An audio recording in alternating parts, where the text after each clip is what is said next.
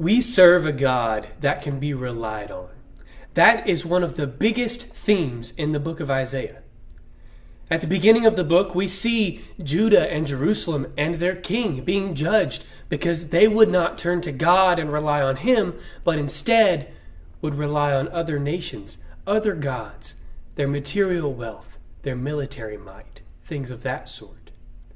And it's important for us to realize that God continuously calls his people to rely on him. And we, his church, have a responsibility and a call to do that as well. This theme in the book of Isaiah comes to a head in chapter 51. In verse 4, God says to his people, "Listen to me, my people, and give ear to me, O my nation, for law will proceed from me.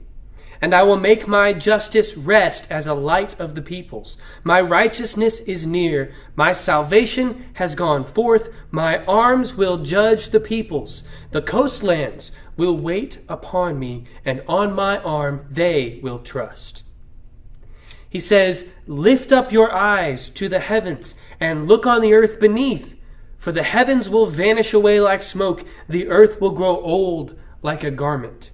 And those who dwell in it will die in like manner."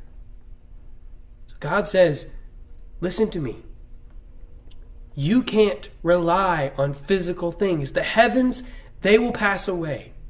The earth, look around you. All these things are going to be passing away. But God says at the end of verse 6, "But my salvation will be forever, and my righteousness will not be abolished."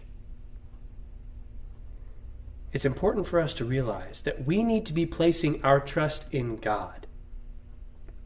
He takes it a step further in verse 12. "I, even I, am he who comforts you." Who are you that you should be afraid of a man who will die, and of the Son of Man who will be made like grass? That's a hard question. If we're relying on God, why are we so anxious about physical things? God gives the reason in verse 13. "And you forget the Lord your Maker, who stretched out the heavens and laid the foundations of the earth. You have feared continually every day because of the fury of the oppressor, when he is prepared to destroy. And where is the fury of the oppressor?"